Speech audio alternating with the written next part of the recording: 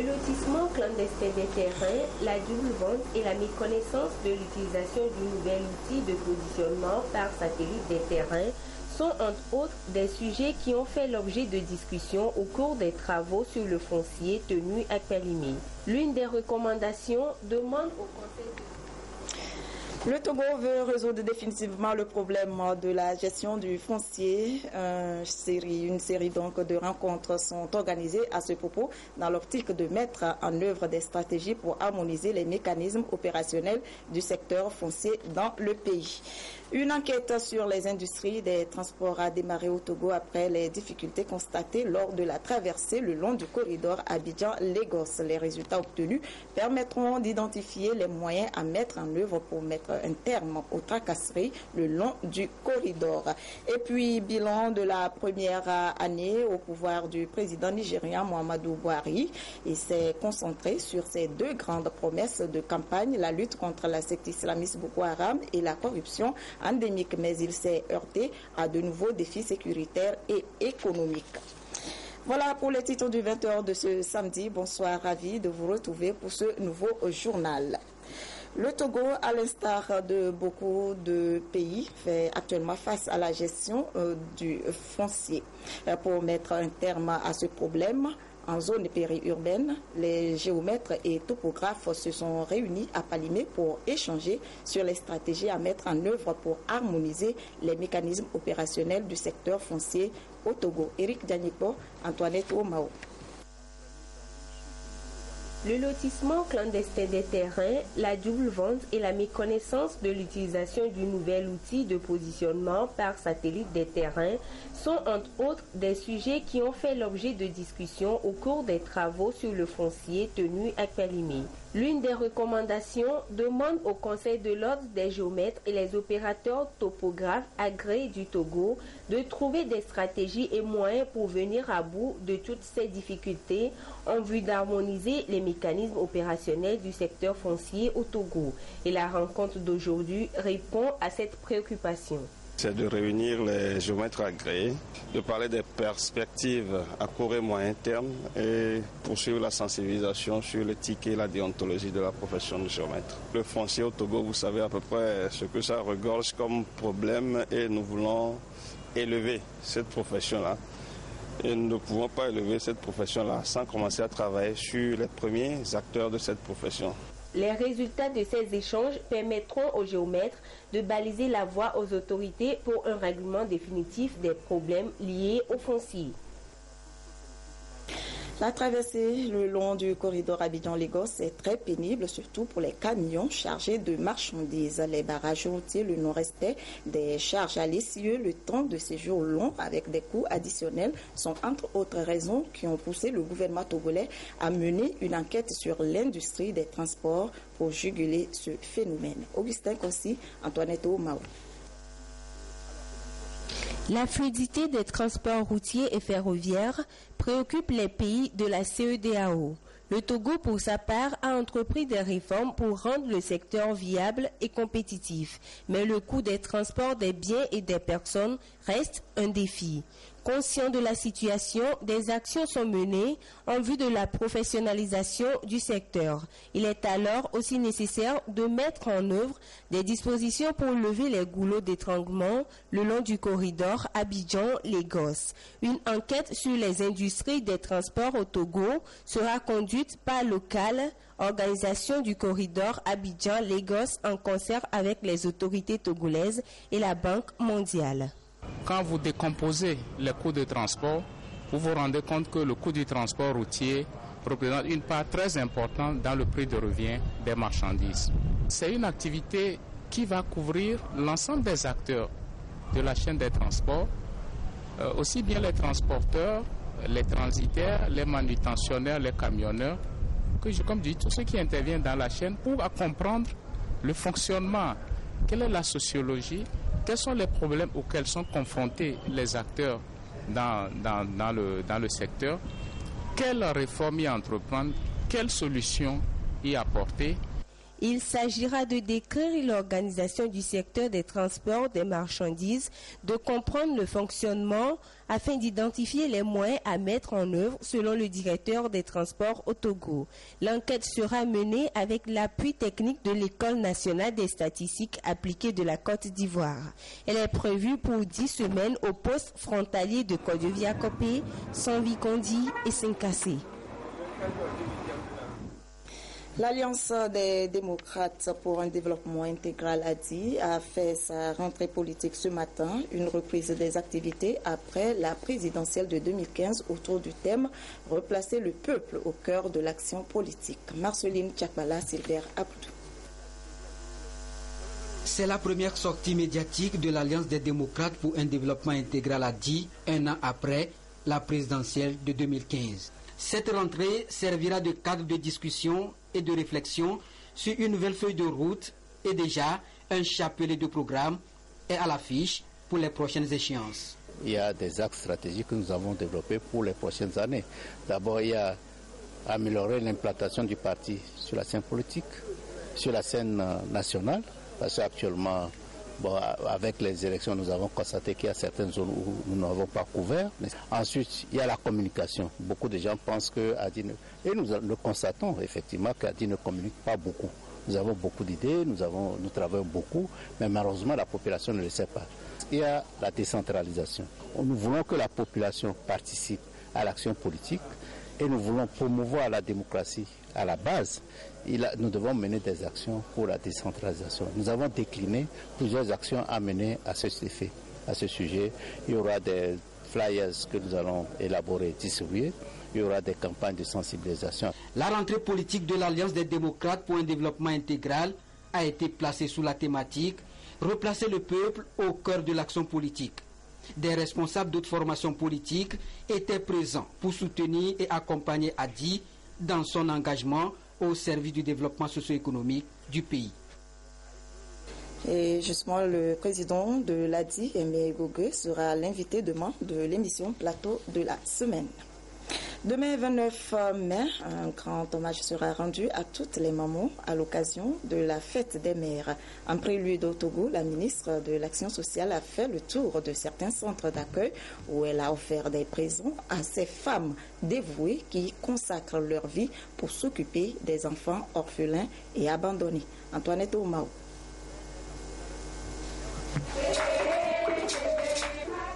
La célébration de la fête des mères ce 29 mai est une opportunité pour la ministre de l'Action sociale de visiter quelques centres d'accueil, notamment la pouponnière Sainte-Claire, le centre de référencement, d'orientation et de prise en charge des enfants en situation difficile Cropesti et SOS Village d'enfants pour offrir des cadeaux aux femmes vaillantes qui s'occupent de ces enfants. C'est un honneur, un grand honneur, en ce sens que nous ne nous y attendons pas. Et vous-même, vous avez vu comment les mamans étaient très contentes. Des mamans qui ont fait 30 ans, 35 ans de vie avec des enfants, qui ont fait au jour d'aujourd'hui former des citoyens, des gens qui sont à un niveau élevé. Nous ne pourrons que dire merci pour cette reconnaissance. La fête des mères est célébrée chaque dernier dimanche du mois de mai. Et pour l'occasion, de petits gestes se font à l'endroit des femmes parturientes. Mais cette année, l'action gouvernementale s'est élargie aux mères qui s'adonnent à l'éducation des enfants vulnérables, orphelins et abandonnés.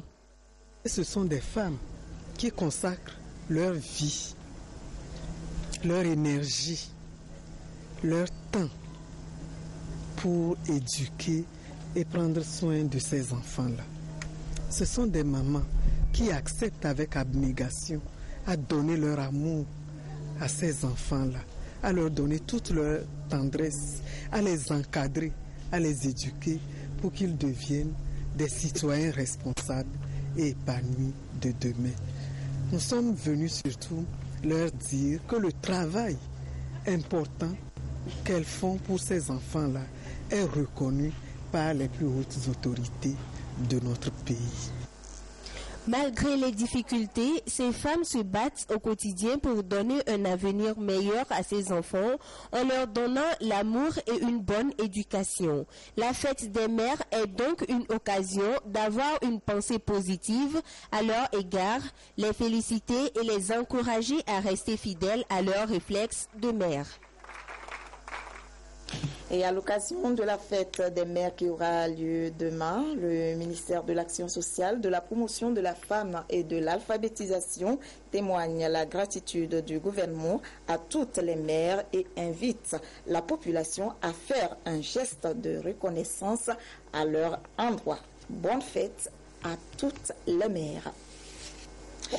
La délégation à l'organisation du secteur informel d'OSI vient de mettre à la disposition des membres de la mutuelle des commerçants et artisans et celle des conducteurs de taxi-moto du Togo des tricycles cargo et passagers. Une action pour renforcer les capacités opérationnelles des bénéficiaires de la MUCAT et de la MUCTAM et partant lutter contre la précarité et la pauvreté. Lucassi Antoinetto Mao. Des tricycles cargo et passagers pour sortir les membres de la mutuelle des conducteurs de taxi-moto MUCTAM et ceux de la mutuelle des commerçants et artisans du Togo MUCAT de la précarité. Une action de l'agence Lomé Commune et Golfe de la DOSI, délégation à l'organisation du secteur informel. Ces enjeux permettront aux bénéficiaires de diversifier leur activité. Avec ce cargo, je vais transporter des marchandises. Et à partir de là, je vais recevoir de l'argent. Et avec cet argent-là, je vais nourrir toute ma famille. Je remercie la MUCTAM, puisque dans tout cela, j'épargne encore quelque chose. Et j'ai encore une retraite, tant bien même que je ne travaille pas dans une fonction publique.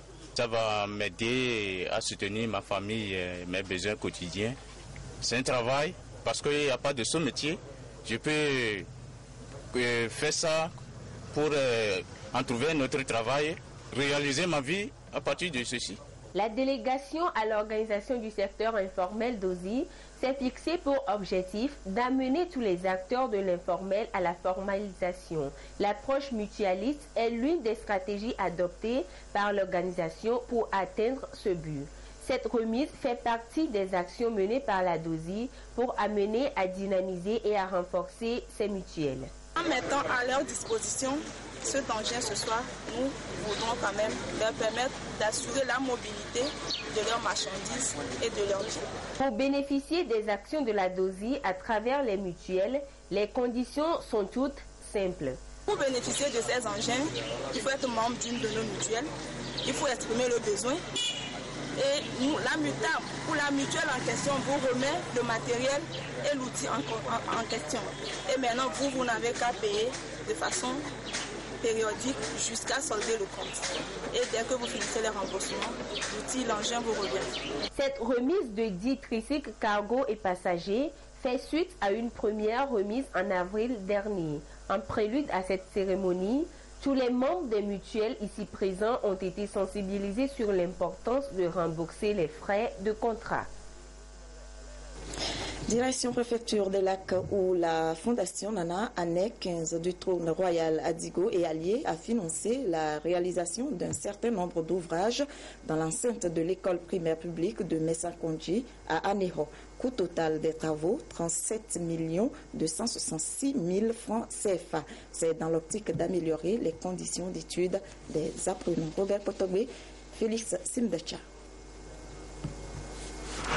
Nana Année Onikokwam de Soukens, roi d'Emina, chef traditionnel de la ville d'Aného à travers sa fondation, vient de mettre à la disposition de la ville d'Aného 2 bâtiments scolaires de 3 classes. L'école primaire publique de Messan-Vikondi a été également entièrement clôturée. 10 mois ont permis de mettre en place ces infrastructures. Coût des travaux, 37 266 867 francs CFA. Vous ne pouvez pas ignorer l'importance d'une salle de classe dans la vie d'un élève. Ça nous permet de décongestionner nos classes où il y a des effectifs pléthoriques. Ensuite, ça permettra aux enseignants aussi, qui, jadis, les cours étaient interrompus par la pluie, mais cette fois-ci, les cours vont démarrer normalement. Ce n'est qu'une joie pour nous. Le programme de réhabilitation et de construction des infrastructures scolaires dans les lacs est donc en marche. De nombreuses initiatives avec les acteurs du système éducatif sont prises pour relever les défis de l'éducation dans la préfecture. Nana Ané veut relever un défi, et c'est de faire en sorte que les établissements publics scolaires répondent aux normes. Et son effort a consisté, dans certains établissements, à recenser l'existant et à pallier aux manquants. La sécurisation de l'école répond aux besoins de mettre des enfants dans de très bonnes conditions de travail. Sur le même site, les parents d'élèves ont pris en charge l'électrification et l'adduction d'eau potable pour un montant de 3 150 000 francs CFA. La fondation n'est pas à son premier geste. 160 tables bancs ont été offertes à la même école. Geste quasi identique à l'EPP, à Soukondi, à Dido et Kokousé. Actualité à l'étranger au Tchad, la société civile œuvre pour l'abolition de la peine de mort et établir le respect du droit à la vie. C'est une initiative qui fait partie du projet du Code pénal en instance d'adoption.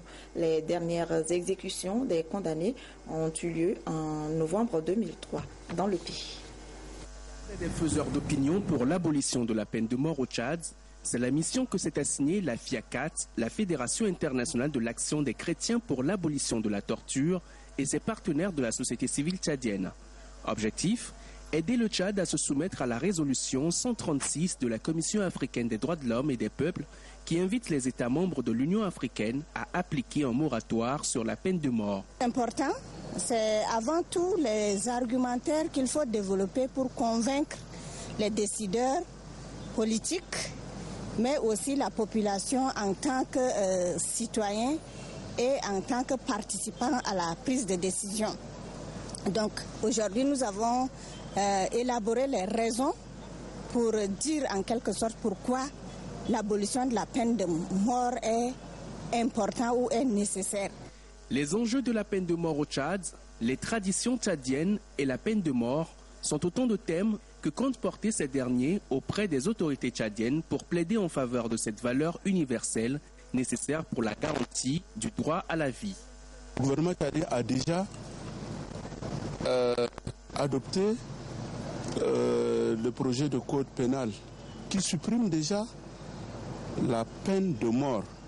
Il ne reste qu'à l'Assemblée d'adopter ces deux codes-là. Et le Tchad a également signé des engagements internationaux pour abolir la peine de mort. Donc je crois que ce serait chose faite d'ici juin par l'Assemblée nationale.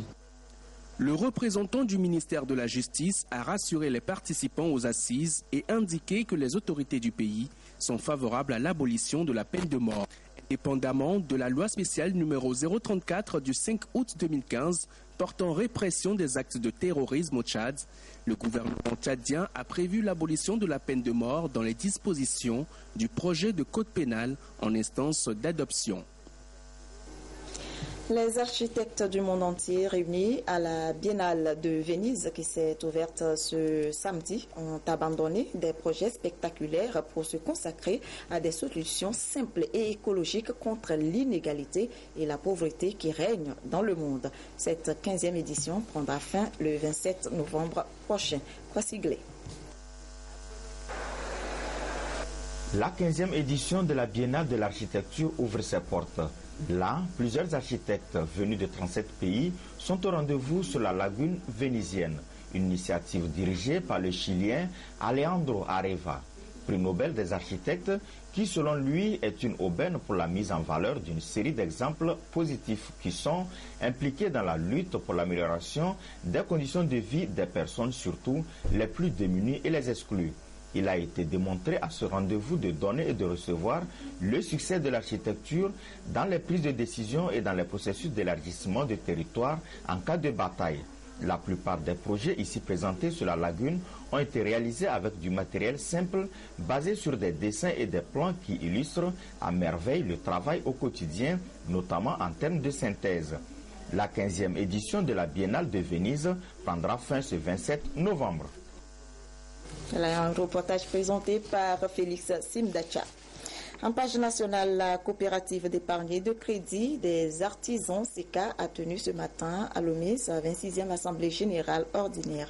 L'occasion de passer en revue les activités exercice 2015 et définir de nouvelles perspectives pour mieux servir ses adhérents. Serge Tastom, Carmen Madier, Akapo. Les performances économiques de la coopérative d'épargne et de crédit des artisans CECA n'ont pas comblé les attentes de ses membres en 2015, malgré les différents efforts entrepris. Ouverture de nouvelles agences précisément à Takpamé et la mobilisation de nouveaux membres dont le nombre est passé à 30 000 aujourd'hui. Le conseil d'administration compte redoubler d'ardeur cette année pour atteindre de meilleurs résultats. L'année 2015 a été une année un peu particulière puisque c'était une année d'élection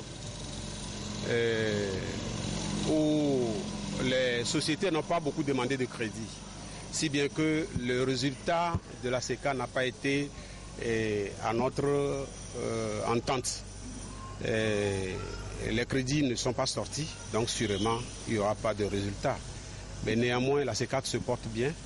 Et nous comptons déjà les 6 mois qui sont écoulés, ou bien les 5 mois qui sont écoulés, on a vu que ça a repris. En 26 ans d'existence, la CECA a su faciliter l'accès aux services financiers à plusieurs Togolais évoluant dans le secteur informel. Elle dispose de toute une gamme de produits qui satisfait aux besoins des clients. J'ai trouvé que la CECA fait beaucoup de progrès, beaucoup d'efforts pour pérenniser cette institution. Et moi, je fais confiance à la CECA parce qu'ils ne s'amusent pas avec le crédit des gens. Les crédits sont préservés et vous prenez et vous devez rembourser. Les responsables sont très sérieux et le travail marche à merveille. La coopérative d'épargne et de crédit CECA est partenaire du Fonds national de la finance inclusive FNFI. Elle compte pour les années à venir renforcer son partenariat avec le gouvernement pour mieux contribuer à l'inclusion financière des couches les plus vulnérables et jouer sa partition dans le développement économique du Togo.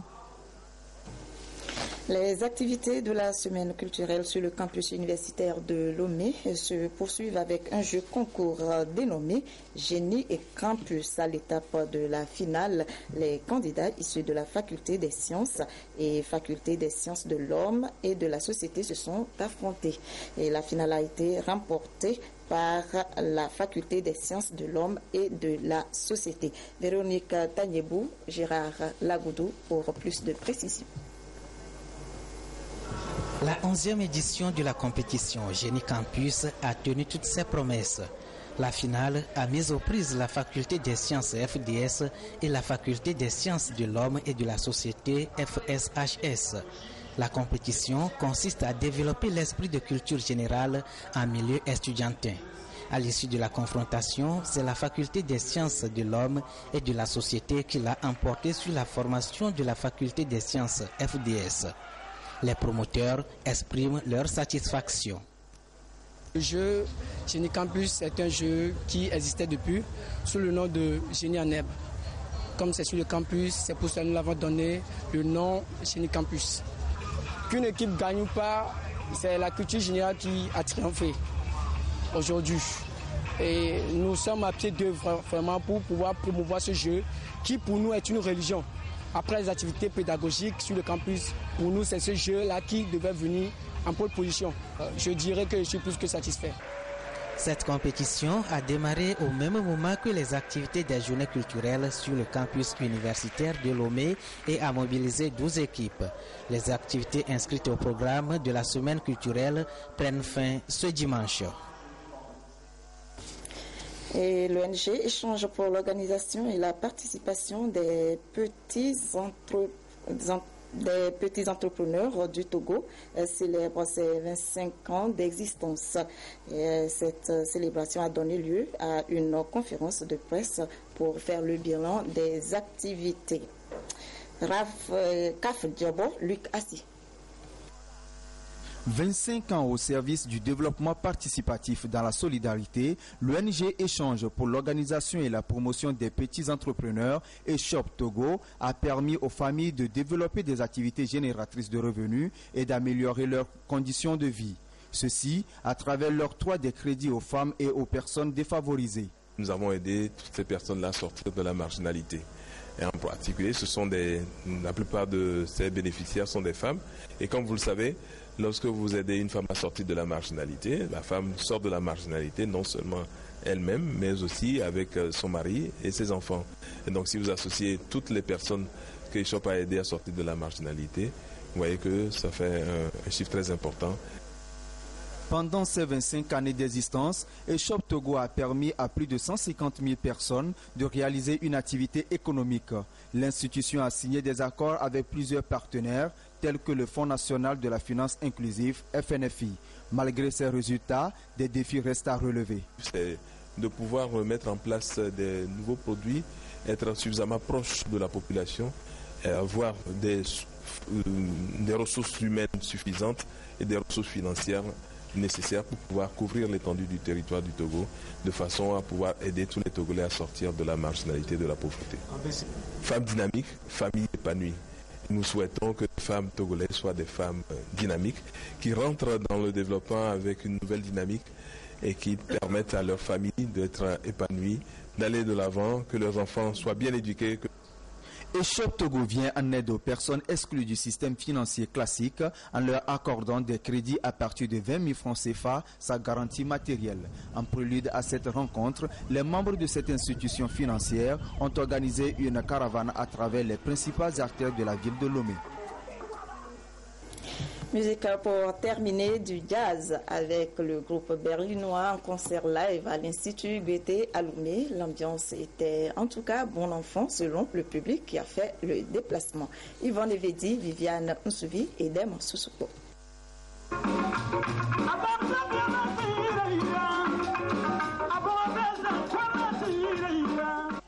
Du jazz en live à Goethe Institute. Une prestation du groupe berlinois Universal Souls et l'artiste Guy Wan du Ghana. Après l'étape du Ghana, de la Côte d'Ivoire, du Bénin et du Nigeria, cap sur le Togo. Une tournée pour véhiculer le brassage et la diversité culturelle à travers la promotion de la musique jazz. Au début, c'était en fait notre batteur, Max Weissenfeld, qui a fondé le groupe. Il a déjà été 12 fois au Ghana pour étudier les rythmes ouest-africains.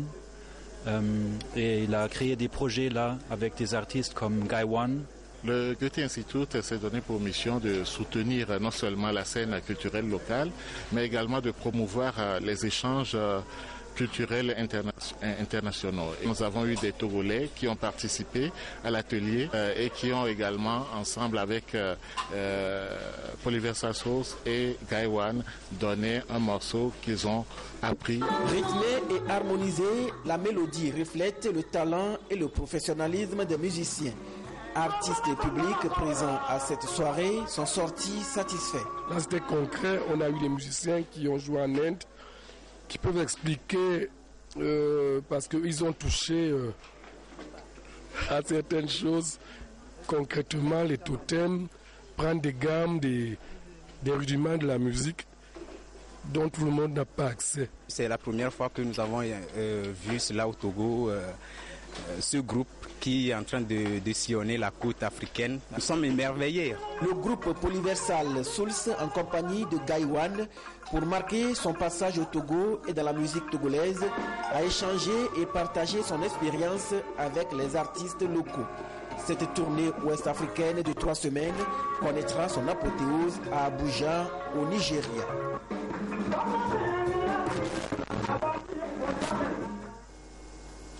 Vous suivrez à partir de 21h15 en direct de Radisson Blu, hôtel de février, un défilé de mode, Lomé Fashion Week. Et ce sera tout pour ce journal. Merci de nous avoir prêté attention. Passez une très belle soirée. À demain.